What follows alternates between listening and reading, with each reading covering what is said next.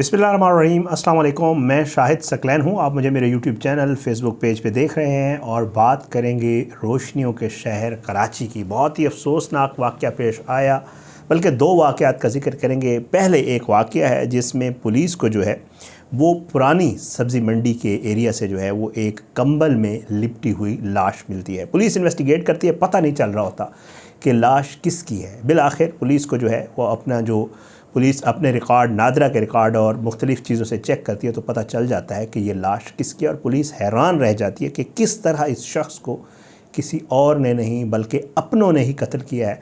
और फिर उसके बाद इसकी लाश किस तरह जो है यहाँ पर फेंकी गई है, क्योंकि वो शख्स वहाँ का रिहायशी नहीं होता। एक तो ये वाक़या। दूसरा जो है एक और अफसोसनाक वाक़या पेश आया था। ये नागन चुरंगी पुल के करीब जो है ये वाक़या पेश आया था और इसमें जो है कुछ लोग सोए हुए थे। ये बेचारे गरीब लोग थे, ये बेघर अफराद थे। आपको पता है कि कराची में, क्योंकि वो कराची को कहा जाता है कि गरीबों की माँ भी है, वहाँ पे अक्सर बेशतर पूरे पाकिस्तान से जो है लोग वहाँ पे मेहनत मजदूरी करने जाते हैं। वहाँ पे रिहाइश नहीं होती उनके पास।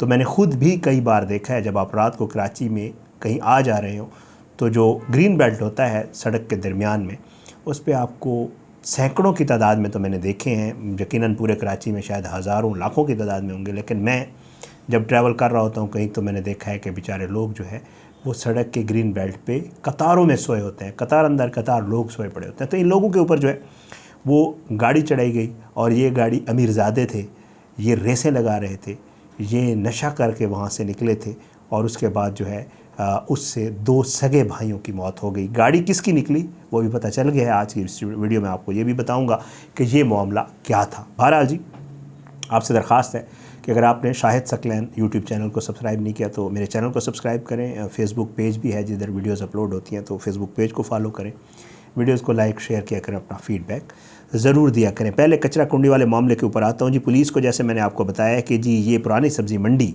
के कचरे से जो है वो लाश जो है वो कंबल में लिपटी हुई मिलती है। पुलिस को इल्म नहीं हो रहा था, ये एक अंधे कत्ल का मामला होता है।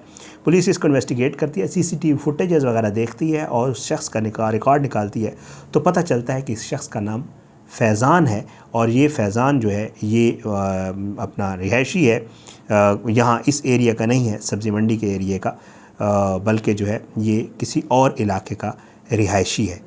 अब उसमें पुलिस जो है इसके कत्ल और इस कत्ल के मुहर्रिकात को चेक करने के लिए राबता करती है इसकी बीवी से, जिसका नाम आरजू और सुसर नईम से जो है राबता किया जाता है और उनसे पूछा जाता है कि जी क्या वजह बनी इस शख्स। बहरहाल वो उस तरफ कह देते हैं कि जी हमारा ही है और वो इस चीज़ से इनकार कर देते हैं कि उन्हें इल्म नहीं है कि इसको किसने और क्यों कत्ल किया है, क्योंकि वो ये कह रहे होते हैं कि जी हमारी किसी के साथ कोई दुश्मनी नहीं है। बहरहाल पुलिस जो है इसकी मज़ीद इन्वेस्टिगेशन करती है, तफ्तीश करती है।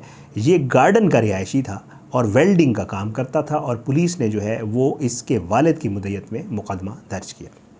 अब पुलिस जब इन्वेस्टिगेट करती है तो पुलिस को क्लूज़ मिलते हैं और पुलिस जो है जनाब सीसीटीवी फुटेज देखती है और बाकी मामला चेक करती है तो पुलिस को शक होता है कि कहीं इस शख्स को इसकी बीवी ने तो कत्ल नहीं किया या नहीं करवाया। तो पुलिस जो है उसकी बीवी को शामिल तफ्तीश कर लेती है। इस शख्स की शादी जो है इस आरजू नामी खातून के साथ जो है तकरीबन 1.5 साल कबल हुई होती है। अच्छा, अब पुलिस जो है उसको शामिल तफ्तीश करती है और पुलिस जब थोड़ा सा इन्वेस्टिगेट करती है तो पुलिस को मज़ीद कुछ शवाहिद मिलते हैं जिससे पुलिस प्रॉपरली उस खातून को शामिल तफ्तीश करती है। तो वो खातून जो इंकशाफात करती है वो बड़े हैरान कुन होते हैं। आप सुने, खातून कहती है कि जी मेरी 1.5 साल पहले जो है वो इस फैज़ान नामी शख्स से शादी हुई थी। एक तो ये वेल्डिंग का काम करता था और इस हमारी गुजर बसर बड़ी मुश्किल से हो रही थी। मैं इसको कहती थी कि जी को काम वगैरह चेंज कर लो, कोई और कारोबार करो, लेकिन ये मेरे सामने हमेशा ये मौका अपनाता था कि मेरे पास पैसे नहीं है, मैं जो काम जानता हूँ वही कर सकता हूँ, इसके अलावा मेरे पास कुछ और नहीं है। खातून ये कहती है कि जी फैज़ान जो है वो अक्सर व बेशतर, ये अब मुलज़मा है, ज़ाहिर है अब वो तो जो बेचारा चला गया वो तो फौत हो गया, लेकिन इसका ये मौक़िफ़ है कि ये मुझे मार पीट करता था और जो है मुझे अक्सर व बेशतर जो है ये तशद्दुद का निशाना बनाता था। खाने पीने का मसला था, तंगी भी थी और मेरी इसके साथ अक्सर लड़ाई होती थी। तो उसके बाद मैंने सोचा कि क्यों ना इससे जान छुड़वा ली जाए। अब कत्ल कैसे किया ये आप सुने। वो कहती है कि जी फिर मैंने ये किया कि मैंने अपने बाप के साथ मिलकर अपने शोहर को कत्ल करने का मंसूबा बनाया और उसके मुताबिक मैंने ये किया कि मैंने इसको लस्सी में नींद की गोलियां दी, ज़्यादा दे दें तो ज़ाहिर बात है बंदा ओवरडोज होकर बेहोश हो जाता है। वो कहता है कि जी नींद की गोलियां मैंने इसको दी, लस्सी में इसको बेहोश किया, जिसके बाद ख़ातून ने और ख़ातून के बाप ने जो है मिलकर छुरियों के वार किए इस बंदे पे, इसको मार दिया। और मारने के बाद जो है लाश को बाकायदा कंबल में लपेटा, और कंबल में लपेटने के बाद मोटरसाइकिल पर रख कर, ठीक है, और उसके ज़रिए जो है वो पुरानी सब्ज़ी मंडी ले जाकर कचरा कुंडी में फेंक दिया, और उसके बाद जो है ये वहाँ से फ़रार हो गए। बहरहाल उसके बाद इन दोनों को पुलिस ने गिरफ़्तार कर लिया है, इस खातून को और इसके वालिद को, और पुलिस जो है इसकी मज़ीद ज़ाहिर बात है इन्वेस्टिगेशन कर रही है। खातून ने तस्लीम भी कर लिया हमने मारा है, तो पुलिस अब इसके ऊपर जो कानूनी कार्रवाई है वो जारी की। आप हैरान हो गए होंगे कि किस तरह खातून जो है उसने अपने खामद को अपने, और हैरान मैं उस बाप पे भी हूँ जिसने अपने दामाद से जान छुड़ाई है, और किस तरीके से छुड़ाई है वो मैंने आपको बता दिया। और फिर हैरान मैं पुलिस पे तो खैर होना भी नहीं चाहिए, क्योंकि ये लोग मोटरसाइकिल पे रख के लाश ले गए और किसी को ये ना पता चला कि जो कंबल में लपेट के ये ले जा रहे हैं ये कुछ और नहीं बल्कि एक इंसान की लाश है, और कोई छोटे बच्चा नहीं था, पूरा एडल्ट था उसकी लाश ये लेके। ये था जी वाक़या, आपके साथ शेयर करना था। और एक और वाक़या जो बड़ा अफसोसनाक था, मैं इसको फॉलो कर रहा था, पता चल गया गाड़ी किसके नाम पर रजिस्टर्ड है। ये नागन चुरंगी पुल के करीब तेज़ रफ्तार गाड़ी थी, बेचारे लोग फुटपाथ पे सोए हुए थे, उनके ऊपर चढ़ गई थी, जिसके नतीजे में 2 सगे भाई जाँ भाग हुए थे और 3 ज़ख्मी हुए हैं।